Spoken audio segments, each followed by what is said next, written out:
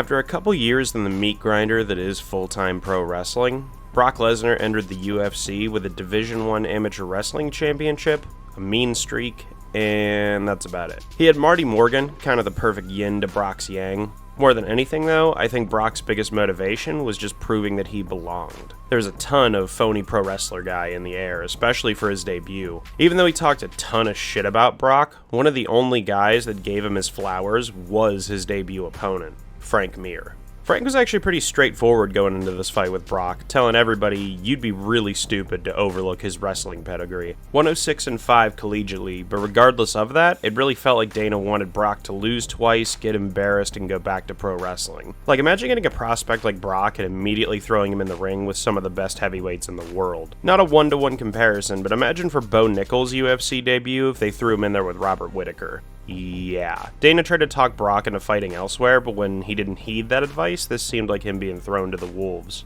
This fight may only have been 90 seconds, but I feel like I got my money's worth. It sort of reminds me of Frank Mir and Fedor. It was wild for as long as it lasted, but he still did get submitted in 90 seconds. Dana was over the moon about the whole situation. Brock's a draw, he put on a wildly exciting fight. There's a huge rivalry with Frank Mir for the future, and for it only being 90 seconds, I think everybody walked away wanting to see more. But there's no doubt that Brock had his back against the wall, and regardless of who his next opponent was, it was do or die.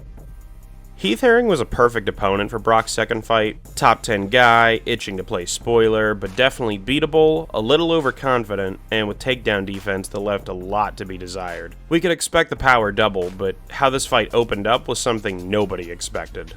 That right there was the moment people realized, oh shit, Brock isn't just an actor. I mean, his striking was garbage, but take it back to the days of Crow Cop and Kevin Randleman, where you're so worried about the takedown that you forget your opponent can punch, too. Could Brock secure the double leg, though? Without breaking a sweat. Brock would take home all 3 rounds and follow it up with one of the most legendary sound bites in the sport. Who was going to be Brock's next opponent? They weren't going to give him some unranked tomato can at this point. Dude had virtually 0 fight experience, and they threw him in there with some of the very best in the world, and he was doing way better than anyone would have expected. And if that wasn't made clear by this point, his next fight would make him undeniable. The coolest grandpa of all time, Randy Couture. Some people like to retcon this victory as some kind of mark against Brock, acting like Randy was walking into the cage with a cane or something. This wasn't 0-8 Tony Ferguson. Randy was still the heavyweight champion, coming off his 3-round beatdown of Gabriel Gonzaga. Brock was a giant, but this dude was the giant killer. Through the first 7 minutes or so, the fight was going pretty much according to plan for Couture. Wear Brock down, get him tired, take him into deep waters, and drown his ass. Basically make it the Gonzaga fight all over again. Brock was breathing heavy in the very first round. The game plan was well on its way to working. But in the perfect example of how one single punch can change everything in this sport, Randy moved his head, but Brock's 81-inch reach extended behind Randy's ear, took his balance away, and all of a sudden, we had a new UFC heavyweight champion. Well, I'll be a son of a bitch. Brock Lesnar is the heavyweight champion. I don't think there's a single person that would have predicted that going into his debut against Mir, except for maybe the most hardcore of Lesnar fans. And here he was, only 4 fights into his career, taking out one of the greatest of all time. How long would he run with it? Would he be a flash in the pan? Simply put, did Brock get lucky? His next opponent, Frank Mir, sure seemed to think so. Remember what I said about Frank giving Brock his flowers before the first fight? That was not the case in the second fight. Listen, talk shit about whoever you want, that's one of the great things about this sport, but I feel like Brock is in that category of fighter that all talking shit does is give them extra ass-whooping motivation. BJ Penn was a good trash talker in his day, but when he turned that gun on GSP, I think a lot of people just kind of went, are you sure you want to do that? You need to hit harder, Brock. His ground and pound's really not. It's annoying because he is a strong guy, but he only lifts his hand 2 inches from your face and drops it down real fast. It's like having your little sister jump on your back and pulling your hair. Ooh, okay, if you say so. I think this moment says it all. Brock beat the shit out of Frank Mir. Every single thing Frank criticized about Brock's game was drastically improved. The takedowns, the tactics, and more than anything else, the ground and pound.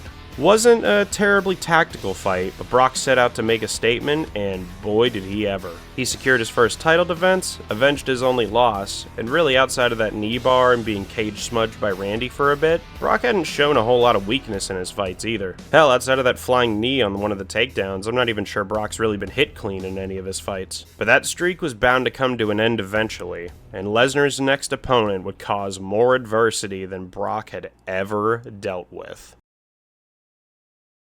I can't stand that Shane Carwin's career has been lost to time for a lot of people. This guy was Francis Ngannou before Francis Ngannou. Billed as the biggest fight of the summer, the amount of chemicals between these two men would be enough to burn down a small village. In all seriousness, who knows if Carwin was on the sauce, but I'm pretty sure 2010 Brock Lesnar would cause USADA to push out a baby. Here's an insane stat for you. Shane Carwin was 12-0 in his career, with 12 first-round stoppages. Not only was he undefeated, nobody could get out of the first round with this dude.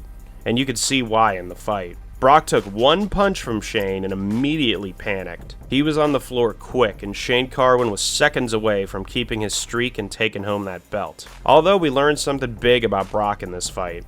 The guy can handle adversity. A lot of fans say this fight should have been stopped, but honestly I disagree. I thought Josh Rosenthal did a great job. You kinda knew Shane was a fighter you had to weather the storm against, and Brock never stopped defending himself. Carwin burned a lot of gas punching Brock's arms, and once the clock hit zeros on round 1, this fight was a formality. Brock got the takedown, put Shane in an arm triangle, and took home his record-tying second title defense. There was no doubt at this point. Brock Lesnar was the best heavyweight in the world. One more title defense would have him breaking the all-time record at heavyweight. But while his run had been beyond what anyone could have imagined, this is as far as it would go.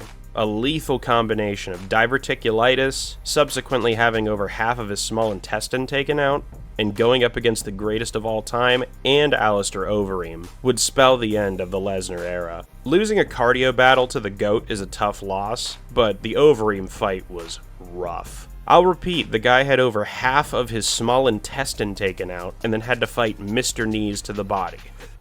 In a matchmaking move that I can only describe as pure hatred. Brock's UFC run was a blast, man. I mean, even if he had a dud fight here or there, this guy was entertaining as hell. He'd attempt 2 different UFC comebacks, but with updated drug testing, that was not gonna happen.